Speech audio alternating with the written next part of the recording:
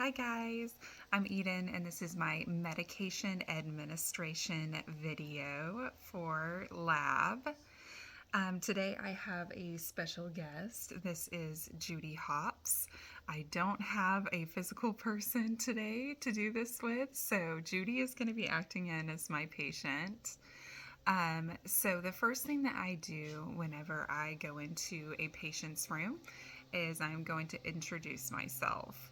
Hi, my name is Eden. I am going to be your nurse today. I am here to administer some medications for you.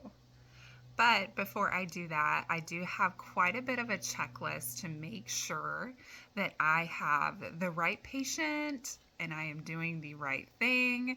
There's a bunch of things that I have to check off here. So, first thing is that I actually need to make sure that it's the right patient. So, I'm going to ask the patient for their name and date of birth to verify that this is the right person. So, what is your name and birth? Can you state that for me? So, she's obviously not alive, but she just said Judy Hops, and date of birth is 1/14 of 1987. So, now what I'm going to do is I am going to check my medication record here. Who do I have here on my paperwork? And also, I'm going to verify the ID on her ID bracelet over here. Once I have verified that this is indeed Judy Hops and this is the person I need to be administering the medication to, I have to ask the patient if they have allergies or not. So Judy actually does not have any allergies, and she has not ever had any adverse side effects to any medications that she has been given. And so that's really good because that means that at this point in time, I don't have to chart any of that. So the next portion that I'm looking at is, do I have the right medication? So the order that I have been given here is 1 800 milligram tablet of ibuprofen by mouth once every 12 hours for pain. And so I've got that right here. It's a cute little jelly bean. So the first thing I have to do is check the medication against the medication order and confirm that the medication name and the formulation is correct. So I'm looking at that on my file. That checks off okay. So I have to confirm as well that the medication is appropriate for the patient diagnosis. I've checked that off. Looks like we're good to go. The patient is in slight mild pain. I also have to confirm that the medication isn't expired. And of course, that's a huge thing. You don't want to give somebody expired product. So I have checked the packaging and we are good to go. Our next thing that we need to be looking at is the right dosage. So I need to check and make sure that the medication dose is the same against the order that I have been given. And then it's also correct for the patient weight and age. And also we need to be looking at renal function, if that's okay, and also their drug levels. So Judy here is 39 years old. She's 5'8".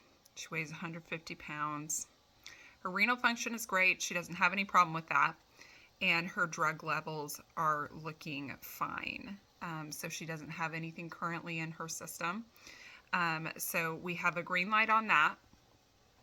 Next thing I need to be looking at is the right route. So I'm checking the medication route against the medication order, so what's been written for me. And I also confirm that it is the correct medication. It is the correct route for the medication. So I'm looking here and it is 1 800 milligram tablet by mouth every 12 hours is needed for pain. So I'm looking here and I'm like, okay, so it's ibuprofen, it's by mouth, it's a tablet. No, this all makes sense. It's all coming together. So that is another green light. Okay. And then the next thing I need to be looking at is the right time. So I do need to check and verify last time that the patient has had it, if the patient has had it, so that I am not giving it too early, too late, so on and so forth. So the last dose that was given to Judy here was given at 0800. So the time is now is 20:30 hours. So it is okay to give. It's past that 12-hour mark, but it's not too far beyond that. We're just 30 minutes past that 12-hour mark. So the patient would be okay to take it again if they are still experiencing that pain. The next really, really big thing is the right to refuse. So I always say, when in doubt, talk it out, right? So something really, I feel like our checklist really goes into great detail about that, and really, I feel like says it well. Says if for any reason the medication order is not complete, it's unclear, requires clarification, it's outside of the nurse's environment scope, inappropriate for the patient, or the patient refuses, the nurse does not administer and follows up with a prescriber to discuss. And I think that that is a great rule, that not only does patient have the right to refuse the medication, but also the nurse has every right to sit there and analyze and question. And if there is something that pops up like a red flag for their safety, or you have a question, it's always best to ask and talk it out. And the last thing that we're looking at here is something a little more extensive. It's the right procedure. So are we doing the right things in giving this medication? Are we following the right steps? So this is rather lengthy too, and I'm just going to go down the list here. The nurse conducts patient observations prior to administering the medication as required. So you're looking at your patient, you're assessing blood pressure if you need to, temperature if you need to, so on and so forth. The nurse conducts hand hygiene and uses appropriate personal protective equipment as required when administering the medication. So this right here, this is just ibuprofen. Of course, I'm going to wash my hands. Absolutely, I'm going to. However, this is not a hazardous drug or anything like that. If I were to have it close by me, or, have my hand accidentally touch a powder or something. So that's something to keep in mind as well. 14 here, nurses use standard non-touch or aseptic technique when preparing and administering the medication. So that means, no getting all up in there with your fingers and all that good stuff. There's definitely cool ways that you can punch it out, and it does not touch you or anything. That's why I've got it here in this cute little medication cup, so it stays nice and sanitary for our patient, right? So I also need to make sure that it's the correct administrative technique. And so, of course, this would go through if we have an IV medication. That's what really sticks out to me. Of course, this is administered orally, so we're good to go there. So we've added correct and completed additive medicine and line labels for correct route if required. So this medication is pretty cut and dry. It's already there in its cool little capsule form. So I don't have to add anything to it. I don't have to add water, reconstitute. So that's pretty great. So we're checked off on that. So I do need to make sure that if this medication does need 2 nurses, that I do have that.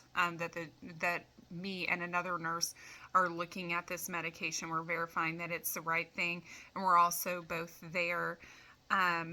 It looks like to prep the medication as well. So we both check off on that this is the right thing for the patient.